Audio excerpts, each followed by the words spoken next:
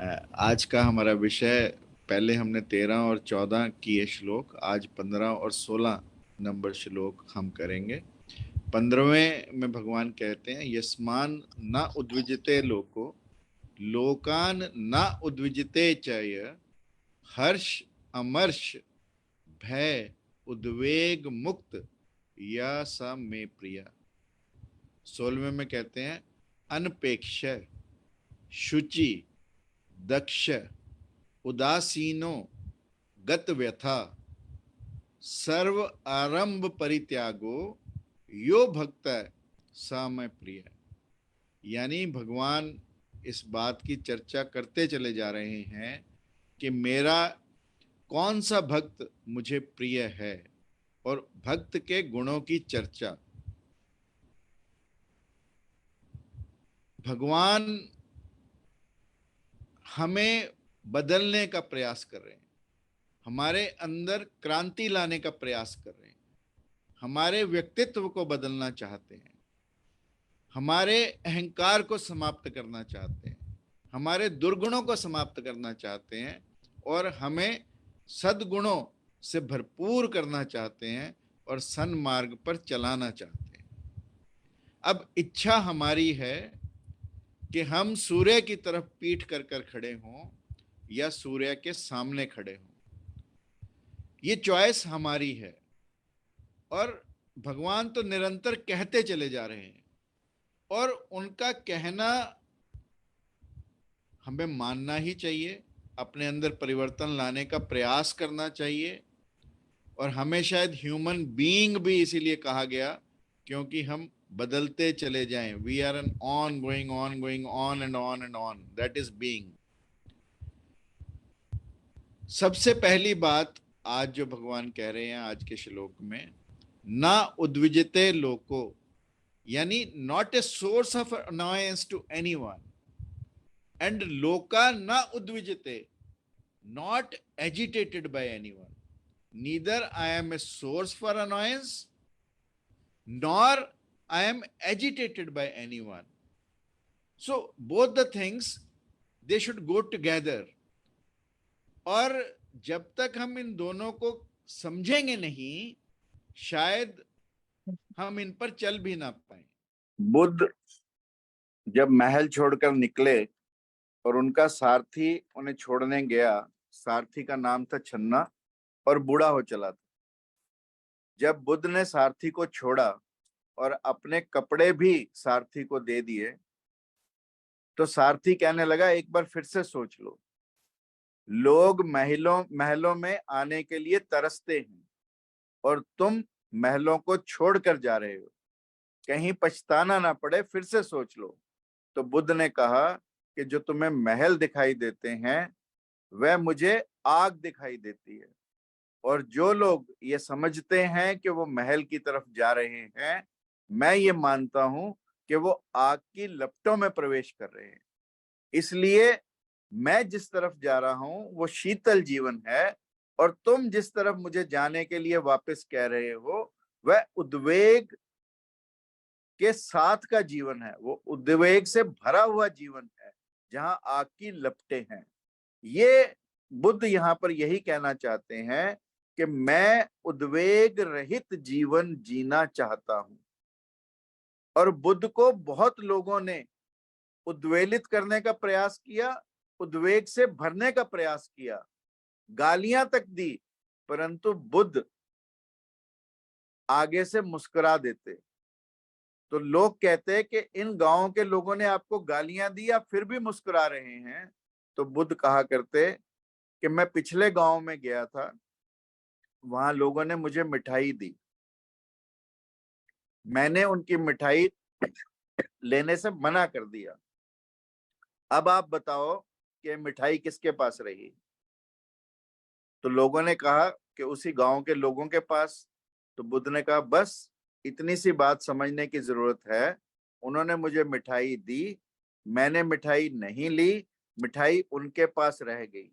ऐसे ही यहाँ के लोगों ने मुझे गालियां दी, मैंने नहीं ली, गालियां उनके पास रह गई।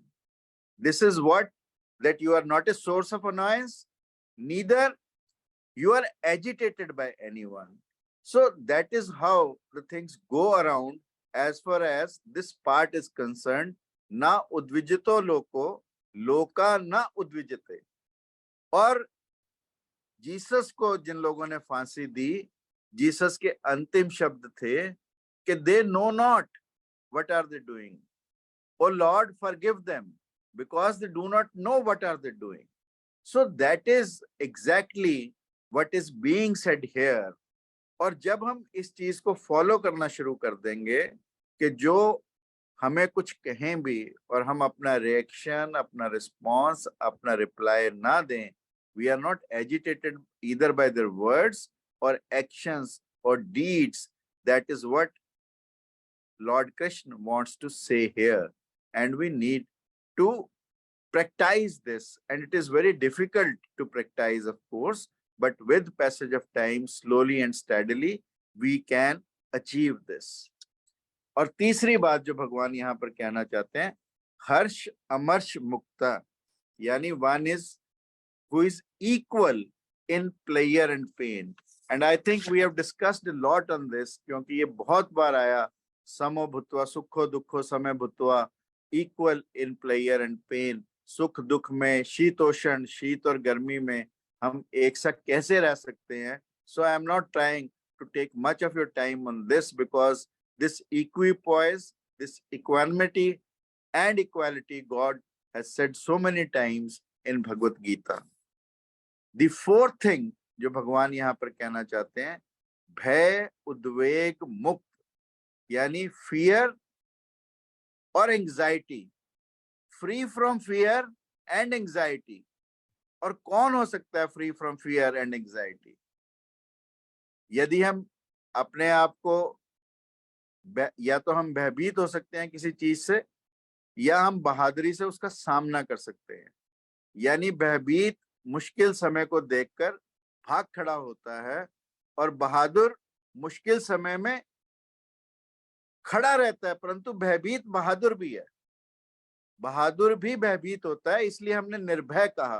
परंतु यहाँ जो भगवान कहना चाहते हैं वह अभय, विच इज बियॉन्ड बोथ भय एंड निर्भय, जिसकी चर्चा महावीर ने अपने वचनों में बहुत विस्तार से कही है.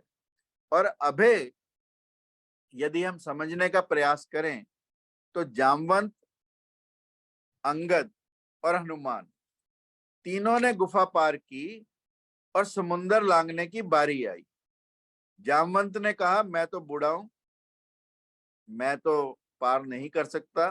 तो अंगद से कहा, तो अंगद ने कहे, तुलसीदास जी लिखते हैं, अंगद कहे जाऊं मैं पारा, जिए संशय, कि मेरे हृदय में संशय है, कछु फिरती बारा, के वापस आने में मुश्किल हो सकती है. He is suffering from fear, so therefore he says कि मैं जा तो सकता हूं, पर आने के समय मुझे संशय है. परंतु हनुमान जी को जब जामवंत उनकी शक्तियां याद कराते हैं तो हनुमान समुंदर लांघते हैं. परंतु कितनी, सुरसा को पार किया, सिंगनी को पार किया, माया राक्षसी थी जो, और फिर लंकनी का मुकाबला किया, और फिर रावण के दरबार में पहुंचे, स्वयं ब्रह्मपाश में बंद कर, स्वयं नागपाश में बंद कर, और वहां पर जाकर अपनी पूंछ का सिंहासन लगाकर निर्भीक होकर, अभय होकर रावण के सामने बैठ गए. This is what is called fear, free from, one who is free from fear and anxiety. And this is very very important. और ये तभी आएगी जब हम सिचुएशन को अच्छे से समझ सकते हैं, सिचुएशन को अच्छे से जान सकते हैं, सिचुएशन को अच्छे से उसके ऊपर काम कर सकते हैं. अगर हमारी प्लानिंग स्ट्रांग होगी तो naturally we will be free from fear and anxiety. और भगवान यहाँ पर यही कहना चाहते हैं. फिर पांचवी बात कहते हैं अनपेक्ष, यानी इनडिफरेंट टू वर्ल्डली गेन्स. अनपेक्ष होना बहुत मुश्किल है. और जब मैं अनपेक्षा के बारे में सोच रहा था तो मेरे मन में आया सबसे अच्छा उदाहरण वो जटायु का था. जब रावण सीता मैया को लंका ले जा रहा था पुष्पक विमान से, तो जटायु ने डटकर मुकाबला किया। रावण ने जटायु के पर काट दिए। जटायु शत विक्षत पड़ा है, परंतु राह देख रहा है कि प्रभु आएंगे और वो प्रभु को ये बता पाएगा कि रावण सीता को किस डायरेक्शन में ले गया, किस दिशा में ले गया। और जब राम पहुंचते हैं, शत विक्षित जटायु को देखते हैं जो राम राम पुकार रहा है, अपनी गोद में लेते हैं और फिर सिर पर हाथ फेर कर कहते हैं, जटायु यदि तू कहे तो तुझे नया जीवन दे दूं। तो तब जटायु कहते हैं, प्रभु इससे बड़ा सौभाग्य क्या हो सकता है कि मैं अपने प्राण आपकी गोद में दे रहा हूं, साक्षात भगवान की गोद में अपने प्राण छोड़ रहा हूं, इससे बड़ा मेरा सौभाग्य क्या हो सकता है। तो तब तुलसीदास जी ने इसका बड़ा मार्मिक वर्णन किया। तुलसीदास जी ने लिखा, तात करम निज ते गति पाई, परहित बसा जिनके मन माही, तैकु इस जग में कछु दुर्लभ नहीं। यानी जिन लोगों में परहित की भावना बसी है, उनको इस दुनिया में कुछ भी दुर्लभ नहीं है। और ये वही व्यक्ति कर सकता है जिसकी किसी से कोई अपेक्षा नहीं, जो किसी से वापसी की कोई उम्मीद नहीं करता। और इसीलिए गीता ने कहा, निष्काम भाव से अपने कर्म को करना। कहना बहुत आसान है, परंतु करना उतना ही मुश्किल है कि हम निष्काम भाव से सेवा कैसे करें। और फिर छठी बात जो भगवान कहते हैं, शुचि यानी प्योर। और जब जब मुझे प्योरिटी मन में आती है या प्योरिटी दिमाग में आती है या प्योरिटी की मैं चर्चा करने लगता हूँ, मुझे सबसे बड़ा उदाहरण सतियों में सती अनुसुईया का मन में आता है कि अनुसुईया जब ब्रह्मा विष्णु महेश तीनों की पत्नियां ये सवाल करने लगी कि सबसे बड़ी सती इस दुनिया में कौन है, तो उत्तर मिला अनुसुईया। तो अनुसुईया की परीक्षा लेने चली जाती, तीनों अपने पतियों को भेजती हैं कि जाकर उसकी परीक्षा लेकर आओ, वो हमारे से बड़ी सती कैसे हो सकती है। और वो लोग ब्रह्मा विष्णु महेश तीनों अनुसुईया की परीक्षा लेने चल देते। और परीक्षा क्या है कि भिक्षा मांगते हैं अनुसुईया के यहाँ जाकर। और जब वो भिक्षा देने लगती है तो उसे कहते हैं कि हमारी इच्छा है कि तुम निर्वस्त्र होकर हमें भिक्षा दो। अनुसुईया ने तुरंत अपने सतित्व से, अपनी प्योरिटी से ये पहचान लिया कि इनके मन में क्या है। अनुसुईया ने ब्रह्मा विष्णु महेश को अपनी प्योरिटी से, अपने सतित्व से बच्चे के रूप में कन्वर्ट कर दिया, बाल रूप बना दिया उनका। और फिर आराम से उन्हें भिक्षा दी as per their condition. So this is very very important कि इतनी प्योरिटी हमारे अंदर हो। इतनी प्योरिटी अनुसुईया के अंदर थी कि उसने Brahma Vishnu Mahesh, I am sorry मेरा फोन बीच में मेरे को ट्रबल कर रहा है, ब्रह्मा विष्णु महेश तीनों को बाल रूप में बना दिया।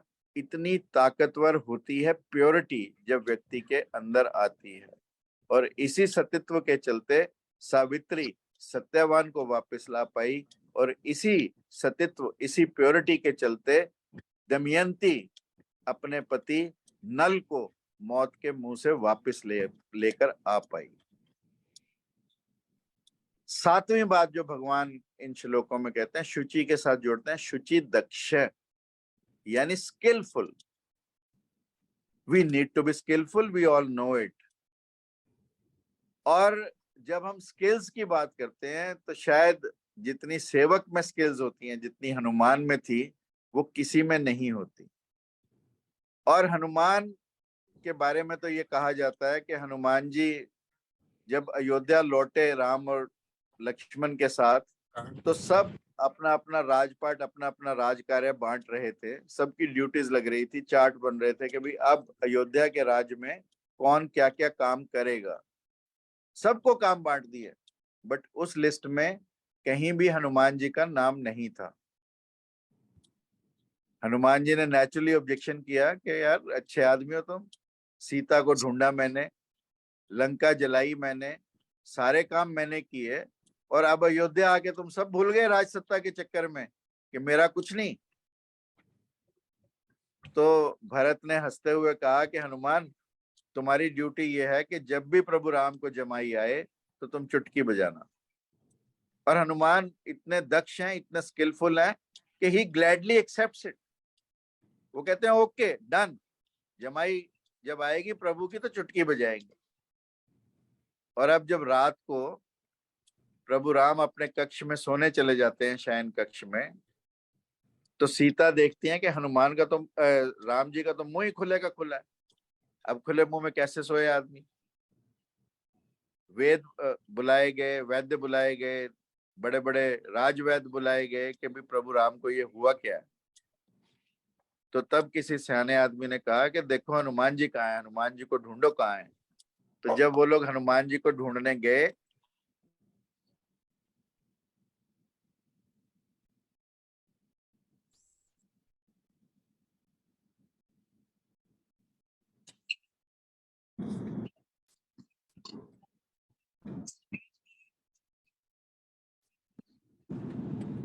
अब कर रहा है इंटरनेट।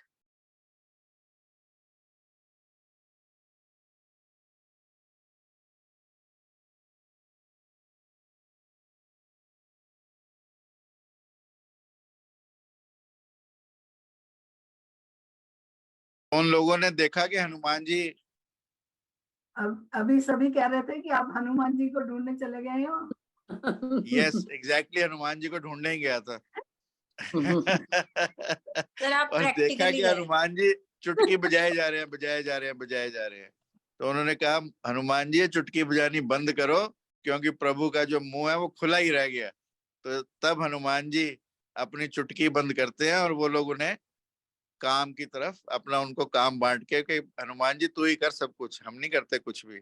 तो then he gets everything. So that is the skill which we need to develop, बिना किसी को तंग किए, without annoying anyone and without getting annoyed, और अपनी प्योरिटी से अपनी स्किल को हम डेवलप करने का प्रयास करें। और आठवीं बात जो भगवान यहाँ पर कहते हैं वो ये कहते हैं उदासीन, यानी पक्षपात से रहित। पक्षपात से रहित कैसा व्यक्ति होता है? जब मैं अपना इतिहास ढूंढता हूं, पुराण ढूंढता हूं, तो मेरे को पता लगता है कि सबसे पक्षपात से रहित यदि किसी व्यक्ति ने काम किया, बहुत लोगों ने किया, परंतु मैं गुरु नानक का उदाहरण इस विषय में देना चाहता हूं कि गुरु नानक को जब अपना शिष्य बनाना था तो उनके बेटे भी उस लाइन में थे जिस लाइन में लहना थे। उन्होंने तरह तरह की परीक्षाएं ली लहना की। जैसे सर्दी की रात में एक मुंडेर बनवाई, फिर तोड़वाई, फिर बनवाई, फिर तोड़वाई। उनके खुद के बेटे तो बैठ गए, परंतु लहना गुरु की आज्ञा पे कोई भी सवाल ना उठाते हुए बनाता रहा, गिराता रहा, बनाता रहा, गिनाता गिराता रहा।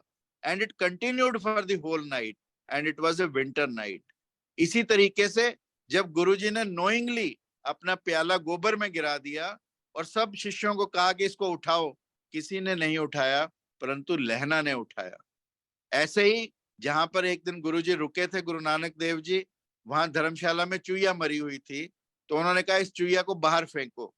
कोई नहीं आया, क्योंकि ये उन दिनों में दूसरी जात के लोगों का काम था, परंतु लहना ने गुरु की आज्ञा का पालन किया। और ऐसे ही चाहे गठड़ी उठाने का मामला है, गुरु नानक देव जी ने अपनी माया से उसको पूरा कीचड़ से भर दिया, किसी ने नहीं उठाया, लहना ने उठाया। और तब गुरु नानक देव जी ने लहना को अपने अंग लगाया और उसे अंगद का नाम दिया। और इस तरह से सिखों की पंक्ति में दूसरे गुरु अंगद देव बने। और ये श्रेय गुरु नानक को जाता है कि अपने बेटों को छोड़कर, पक्षपात से रहित होकर, अपने एक ऐसे शिष्य को उन्होंने अपना गुरु गद्दी सौंपी जो लहना से अंगद बने। अंग लगायो प्रभु, इसलिए अंगद कहलाए। और फिर 9वीं चीज जो भगवान कहना चाहते हैं, गत व्यथा, जो सब दुखों से छूटा हुआ है। और सब दुखों से छूटा हुआ यानी सब दुख सह के भी व्यक्ति उनसे उठा हुआ ऊपर। जब करण ने कृष्ण भगवान को कहा कि मेरे साथ इतनी ज्यादतियां हुई, he had a long list, कि मैं सूत पुत्र कहलाया, मेरे को पैदा होते ही माँ ने नदी में बहा दिया, सूत ने पाला, मेरे को किसी ने शिक्षा नहीं दी, और जब शिक्षा दी गई मेरे को, तो परशुराम जी को जिस दिन पता लगा कि मैं सूत पुत्र नहीं हूं, तो मुझे ऐसा श्राप दिया कि जब सबसे ज्यादा तेरे को उसकी आवश्यकता होगी तब तू अपनी विद्या को भूल जाएगा। ऐसी ऐसी घटनाएं मेरे साथ हुई हैं प्रभु, मेरा क्या कसूर है? तो भगवान कृष्ण ने कहा कि तू तो चल जैसा भी था, मेरी तरफ देख, पैदा होते ही रातों रात दूसरे गांव में पहुंचा दिया गया, और फिर ग्वाल बालों में पड़ा, और फिर पूतना, और ऐसे ऐसे अनेकों राक्षसों ने मुझ पर हमला किया। मेरे घर वालों को मथुरा छोड़कर द्वारका जाना पड़ा, और फिर मेरे को कैसी कैसी गालियां सुनने को मिली, कैसे कैसी बातें सुनने को मिली, परंतु यदि तू मेरे दर्द को देखेगा तो तेरा दर्द कहीं भी नहीं आता। तब कर्ण ने भगवान कृष्ण के आगे हाथ जोड़े। यदि हम अपने दुखों को दूसरे दुखों से, दूसरे लोगों के दुखों से कंपेयर करें, तो डेफिनेटली हमारे दुख कहीं कम हैं जो औरों के हैं। इसलिए गत व्यथा जो भगवान यहाँ पर कहने का प्रयास करते हैं कि सुख दुख तो आएंगे, एक ही सिक्के के दो पहलू हैं, हमें दोनों पहलुओं को समता के साथ, समत्व के भाव से, इक्विपॉइस के साथ उनको अपने जीवन का हिस्सा मानकर आगे बढ़ना है। और फिर भगवान कहते हैं 10वीं बात। 10वीं बात क्या है? सर्व आरंभ त्यागी। No, this is very interesting कि सर्व आरंभ त्यागी कौन? यानी in the beginning of all undertakings, यानी कोई चीज कहां से शुरू होती है? एक चीज बीज रूप में है। मान लो मैं कहीं जा रहा हूं, मेरे को कोई कार बड़ी अच्छी दिखाई दी, बस वहीं से मेरी वासना शुरू हो जाती है। पहले कार सुंदर दिखाई दी, कार अच्छी दिखाई दी, फिर उस कार को पाने की इच्छा मेरे अंदर जागृत हो जाती है और मेरा पूरा सिस्टम उस कार को पाने में लग जाता है। तो भगवान यहाँ कह रहे हैं कि इच्छा उठे ही ना मन में, दैट इज व्हाट इज सर्व आरंभ त्यागी। और सर्व आरंभ त्यागी नामदेव जी के बारे में मैंने पिछली बार भी चर्चा की थी। उनके गुरु थे बिसोबा खेचर। एक दिन नामदेव जी ने बिसोबा खेचर जी से कहा, गुरुजी हमारे दो भक्त हैं, रांका और बांका, सारा दिन प्रभु के सत्संग में लगे रहते हैं, उनको कुछ ऐसा दो कि उनको मेहनत ना करनी पड़े। आज भी बेचारे जंगल से लकड़ियां बीन कर लाते हैं और फिर अपना भोजन बनाते हैं। तो बिसोबा जी ने कहा कि मैंने बहुत प्रयास किया, परंतु ये लोग कुछ भी लेने को तैयार नहीं है, टस से मस नहीं होते। उसने कहा कि एक बार मेरे कहने पे आखिरी ट्राई करो। तो बिसोबा खेचर जी उनके रास्ते में, जहां से रांका और बांका दोनों पति पत्नी ने आना है, दोनों निकल रहे हैं और रास्ते में सोना डाल देते हैं। पहले रांका निकलते हैं, रांका सोचते हैं सोना पड़ा है, और सोना स्त्रियों की वीकनेस है, कहीं पीछे से जो मेरी पत्नी आ रही है वो इस सोने पर बहक ना जाए, तो मैं उस पर मिट्टी डाल देता हूँ। और वो उस पर अपने पांव से मिट्टी डालने लगते हैं। जैसे ही मिट्टी डालने लगते हैं, पीछे से बांका कहती है कि मिट्टी के ऊपर मिट्टी क्यों डाल रहे हो? यानी उसकी दृष्टि अपने पति से भी कहीं आगे, मोर एडवांस्ड देन दी हस्बैंड, कि मिट्टी के ऊपर मिट्टी क्यों डाल रहे हो? और शेख फरीद ने बड़ा अच्छे से लिखा, मिट्टी वेख फरीदा मिट्टी खुली। मिट्टी खुली मतलब कब्र खुली है। मिट्टी उत्ते मिट्टी डुली, यानी लाश जो है वो मिट्टी में गिर गई है। मिट्टी हंसे मिट्टी रोए, अंत मिट्टी दा मिट्टी होए। दिस इज व्हाट इज सर्व आरंभ त्यागी। और सर्व आरंभ त्यागी की आखिरी बात कहकर मैं अपनी बात को समाप्त करूंगा, क्योंकि आज मेरी टेक्नोलॉजी मेरा साथ नहीं दे रही। सर्व आरंभ त्यागी यानी शंकराचार्य ने अपने एक शिष्य को कहा कि देख, मेरी आखिरी सीख तुझे है कि तू बिल्ली मत पालना। ये मेरी आखिरी आध्यात्मिक सीख है तुझे। अब उस शिष्य ने सोचा कि इतना बड़ा शंकराचार्य है और सीख ये कि बिल्ली मत पालना।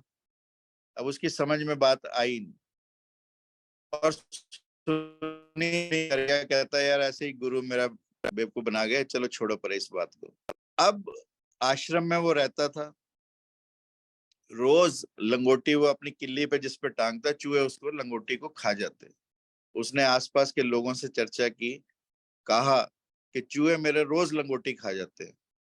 तो उन लोगों ने कहा भी देख, चूहे का इलाज तो बिल्ली ही होती है, इसलिए बिल्ली रख ले। अब उसे भूल गई कि गुरु ने कहा था कि बिल्ली मत रखना। उसने बिल्ली रखी। अब बिल्ली तो रख ली, चूहे समाप्त हो गए, परंतु बिल्ली के लिए रोज दूध मांग के लाना पड़े। रोज दूध मांगने में शर्म आए तो गांव वालों से पूछा, भी बिल्ली तो तुमने रखवा दी, इसके दूध की व्यवस्था? उन्होंने कहा कुछ नहीं गुरुजी, ऐसा करते हैं एक गाय बांध देते हैं आप। अब गांव वालों ने गाय बांध दी। अब गाय के लिए रोज चारा लाना पड़े, तो बेचारा रोज खेतों में जाए, चारा लेके आए, गाय को नहलाए धुलाए, दूध निकाले, फिर बिल्ली को पिलाए, तो सारा दिन इसी में निकल जाए, प्रभु की भक्ति कहाँ से याद आए। तो फिर लोगों ने कहा कि देख, इतना समय तू इस काम में लगाता है, ऐसे कर शादी कर ले, बीवी आ जाएगी, बच्चे आ जाएंगे, गाय को नहलाने धुलाने का काम तो वो कर देंगे, तू अपना मजे ले। तो उसने कहा ठीक है शादी कर लेते हैं। तो उसने शादी कर ली, बच्चे हो गए, अब लग गया अपनी गृहस्थी में। तो तब फिर एक दिन गुरु आए, उन्होंने कहा कि क्या भाई तेरा तो सब कुछ ही बदल गया। कहता गुरुजी बस वो बात भूल गया था कि बिल्ली मत पालना, और इसलिए बिल्ली पाल के जो मेरी हालत हुई है, अगर तब मैं आपकी सीख याद रखता कि बिल्ली ना पालता, तो आज मेरा ये बुरा हाल ना होता। ये है सर्व आरंभ त्यागी, कि गुरु की शिक्षा बिल्ली ना पालना थी, सर्व आरंभ त्यागी की। And it is so very important in our life कि वासना उठने से पहले, जब वो बीज में ही हो, तभी हम अपना ध्यान उधर से हटा लें, तो तब हम सर्व आरंभ त्यागी हो सकते हैं। और यही भगवान कृष्ण हमें यहाँ समझाना चाहते हैं, क्योंकि बात तो वही मिट्टी की है, मिट्टी उत्ते मिट्टी डुली, मिट्टी हसे मिट्टी रोए, अंत मिट्टी दा मिट्टी होए। Thank you very much for listening me patiently.